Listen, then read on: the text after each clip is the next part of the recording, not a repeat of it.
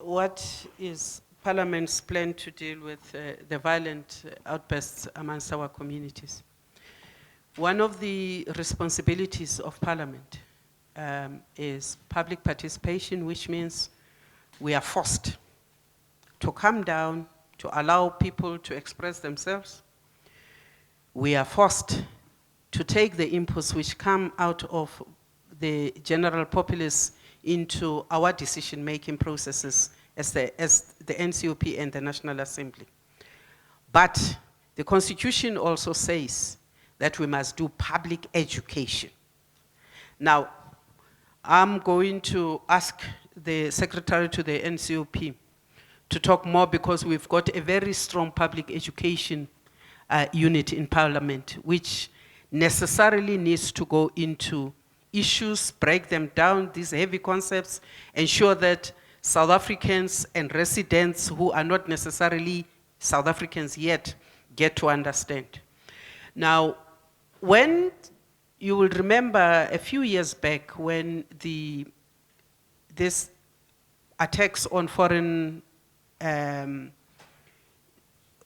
residents and people seeking asylum in South Africa and foreign business owners erupted, that Parliament actually set up another committee to go around to address these issues, to calm the nation, but also to come back to Parliament and say to us, this is what we have found, and this is how we want to suggest as Parliament. Now, does Parliament on its own have the power to make policy? We can recommend policy. We have the committees of the National Assembly and the committees of the National Council of Provinces, which interact with people who are supposed to be the custodians of government policies, the ministers, the DGs. So through that, we can actually, in our speeches, advocate, in our committees, make sure that our voices are heard. When we make laws, we can, because once the law has entered Parliament, it then is our business. We can then influence the direction, the laws that Parliament passes, that our thoughts are carried out. Do we know what we are going to do? No, we want to say to South Africans, Aine Mudiga. We must come down, we must listen to one another. Part of the reason why we are coming in to assess the impact of migration is not just to look at people who come from outside South Africa. It is also to look at to what extent Gauteng as a province is exposed. Because remember, it is not just people from outside the borders. People from the Eastern Cape are here. People from Northwest. People from all the other 8 provinces are here. And that is also precisely because Gauteng is seen as a better province to get a job.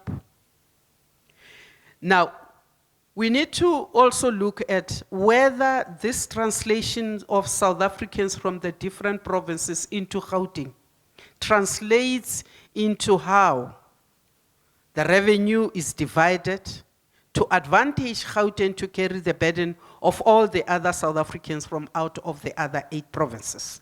Because not to do that is also not to be responsible as government, because when you give them calculated on the official numbers only of the people who are known, officially speaker, to reside in Gauteng, you also do an injustice to how they plan, because they carry people from other provinces. I can attest.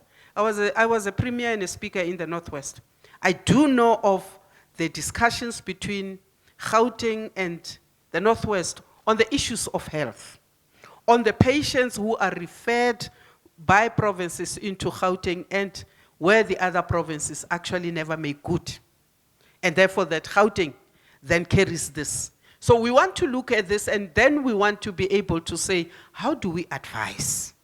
We want to also look at these places where people, and make a distinction between people who are genuinely here because they need asylum, People who are here properly, having applied for and been given permits to come into South Africa to reside or to work or to study, as against the people who jump fences, who come in illegally. And then make a further distinction between the people who are here and go about their business in South Africa very honestly and legally, as against the few who then do the wrong things. And that is why we are saying, Aine Modise South Africans, because we must make a distinction here. Not all the people who come from across the borders are bad people. Not all of them. Some of them have come into this country with hard skills which we need. And yes, we must accept some of them are doing wrong things. So let's not have a blanket cover for everybody. Let us begin to tease out whether our policies, our laws, actually enable us to protect those that we need to protect and single out those that we actually need to say, you are not welcome in our country. But not take a blanket view that will disadvantage everybody, because we do have sympathy to people who need to be saved. We were once refugees ourselves in other people's country, and that is why we need to look at this. But we cannot say that we are happy with the state of affairs, and that is why we are here.